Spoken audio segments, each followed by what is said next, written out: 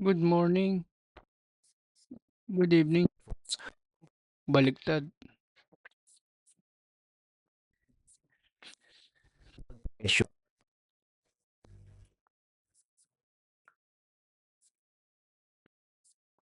Grabe na gulo sa Iran.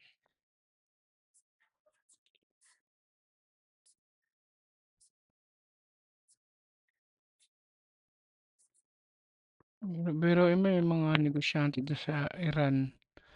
Nagpoprotesta, tahimik yung protesta nila. Tayo lang sa harapan ng tindahan nila, nasarado. Tapos, haba ng oras, tumatagal. Biglang dumaming tao. Tsaka ang tataas ng presyo ngayon sa sa Iran. Nung iba yung hindi rally na para pakinggan ng gobyerno nila. Ang rally sila Yes. na nangyayari kasi hindi Sa nung leader hindi si Ayatollah Khamenei. Kaya ngayon yung leader ng Iran, mga tang Russia.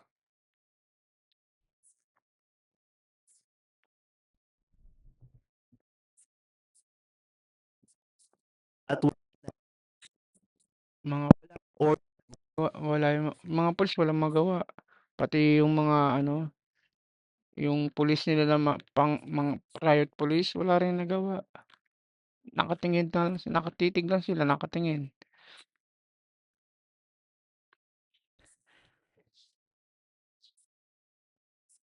Kasi sinabihan na sila ni Donald Trump. Sabi ni Donald Trump, huwag bigyan ng nuclear missile ang Iran. Binabatikos nila si Donald Trump, hindi nila alam. Okay ba, Donald Trump gusto nun walang masira. Kapag may nasirang lugar, pagpalagay na natin, isang bansa lang masira, yung sa Amerika. Pag nasira ang Amerika, ginamitan ng nuclear ng Iran, palagay nyo, hindi gaganti ang Amerika? Siyempre gaganti. Yun ang iniiwasan din ni Trump. Target ni Trump, mga leader na hindi gagawa ng mabuti kasi ang yan. Kaya nga ano ba to, si Barack Obama, pinagbinta, pinagbintangan ni Trump yan na kasabot ng terorista. Pero hindi totoo yun kasi si Obama ayaw makipag-areglo sa mga terorista. Ang problema pa, itong Iran, sila ang nagsusupply ng sandata sa mga sandata sa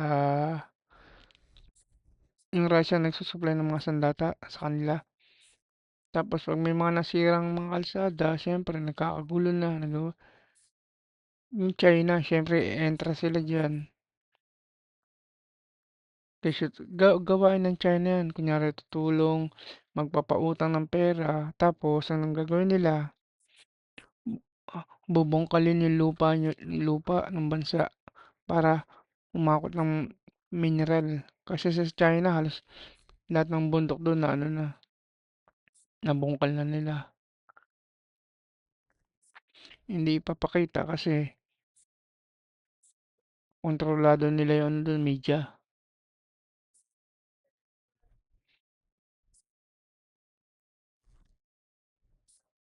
Pero yung mga nagwewelga sa Iran, ang gamit lang nila, bato.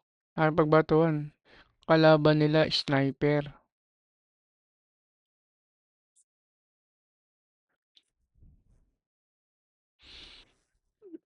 Ang ano yan nagkaroon ng problema nung may bata. Isang taon, binaril ng pulis.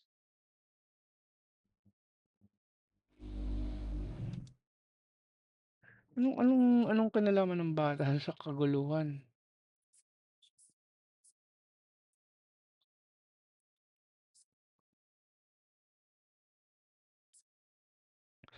Tsaka sa Iran marami ng yung mga kabataan. Dati siguro mga year to 90s 90s ata yun. Halos matatanda na yung nandun ngayon, marami ng kabataan. Matindi galit ng mga Iranian sa sa leader nila.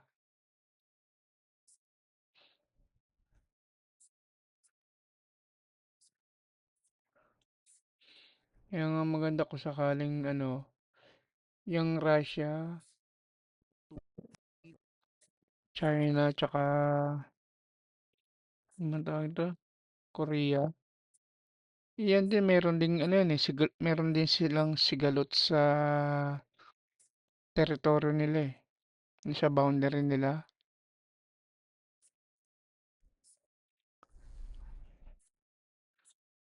Naman yung China, hindi na sila magsusupply ng armas pero napautang lang sila para pambili ng armas ng taga-Iran. Pambili ng armas sa Russia. Utak ng negosyo nila. Yun ang ikinatatakot ni Donald Trump. Makabili ng missile, ay no, ng nuclear missile ang Iran.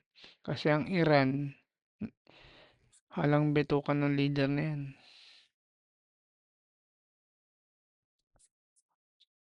Tanda, 85 years old na yan eh. Biro mo, imbis na bagong taon.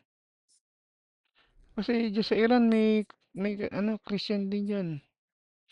Pero nakakita paano marunong rumespeto yung iba dyan. Pag Pasko,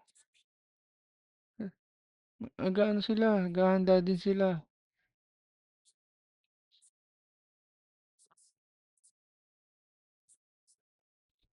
Dito sa Pilipinas, pag nagwewelga habang naglalakad doon sa pupunta, sigaw na sigaw, mura na mura, nambabato pa. Lalo, yung mga nagwewelga doon sa Iran, tahimik lang, naglalakad lang, lakad. Doon sila mismo magwewelga doon sa harapan ng sa sa lugar ng mga ano lugar ng gobyerno nila. December 31 na imbis na bagong taon, inano nila, nag-rally sila.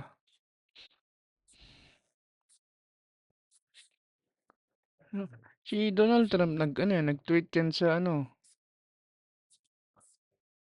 nag-tweet si Donald Trump sa mga nagpoprotesta.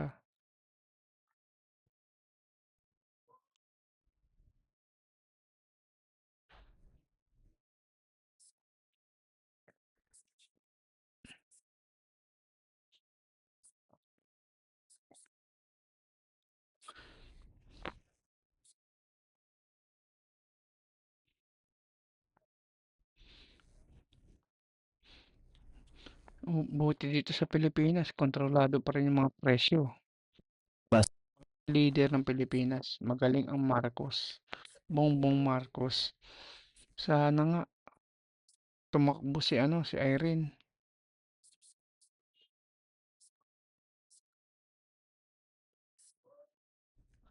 Si Irene sa pagkapangulo.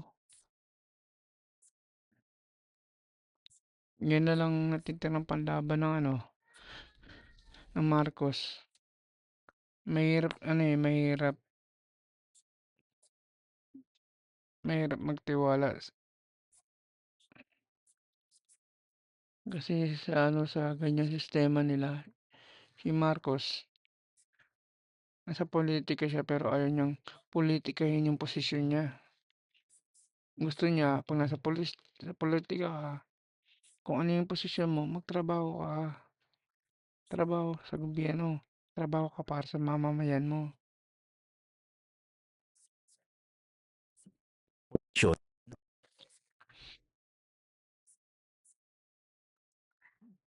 konting tum baka kasi ang leader ng Iran, eh,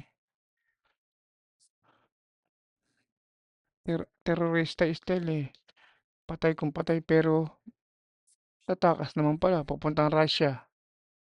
Kasama niya anak niya, mga anak niya si Motaba Motaba at isang ano,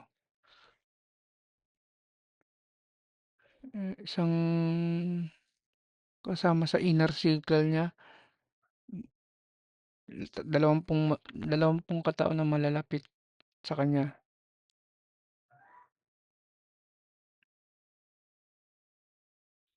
Sana maisip na lang ng mga DDS, Sara, basta lahat ng kumakalaban kay Marcos.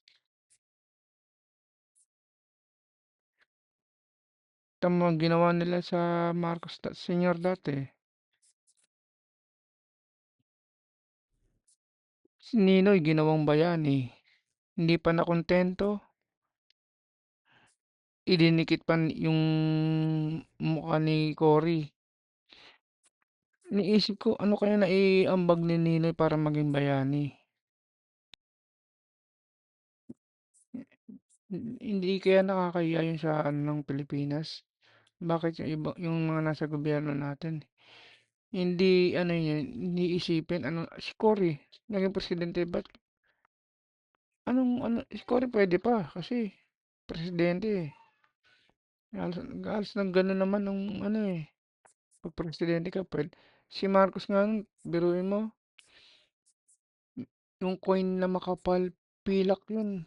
Ganyang kalaki. Kasi laki ng ano, malaki pa siya sa dating coin na sino yung nakakaalam ng 2 pisong coin na malaki. Yung parang octagon siya. Merong piso yata yun o 100 na coin. Pilak siya. Nung bata ako nakita ko yun eh. Kung alam ko lang talaga yan, yung pati bumibili ng lumang coin. Dami kong lumang coin, sayang. Galaro kasi ako ng tanching eh, tanching ng pera.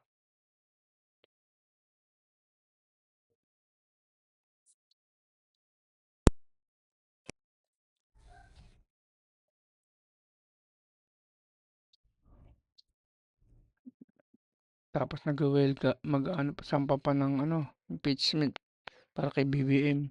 Sasabayan kasi nila, delikado si Sara na kasi ang daming kaso ni Sara. Gumagawa ng ingay yung mga supporter niya para maiba yung paling, ma-delay yung sana dire-diretso na maganda, wag na silang pumapasok ng ibang tao, mga leader lang yun nandun sa sa ano ng kung saan iimbestigahan si Sara. Cameraman, siguro pwede na yun. 4 na cameraman, madali na yun. Kung bodyguard si Sara, yung mga bodyguard ng mga senator, huwag naman papasok ng mga parang pants na lang eh. Ay yung may mga party list na ano, mga tagilid na party list, yung makakaliwang party list. Kahit maaari, isa lang ang papasukin. Yung okay naman yun. Kasi kung ano yung sabihin ng representative nila, yun yun ang pinaniniwalaan nila. O ano, ando dun, kasi kung magdadagdag pa sila dun, pakain pa sa kanila yan. Tikin, dapat nga nagbabaon na lang sila eh. Ang lalaki ng sweldo. Hindi pumapasok sa may sweldo. May bonus pa. Oh, grabe. Wala sa trabaho. Andun sa bahay, yung iba, namamasyal. Pero kompleto sweldo. Yung mga papers, hindi naman sila gumagawa. May assistant sila. Ano matututunan nun? Si PBBM, makikita mo eh. Tinitignan niya eh. Kaya lang, pag makapal na ano, mahirap na basa ng gano'ng kakapal, ganyan kakapal na ano, na papel. Putang ina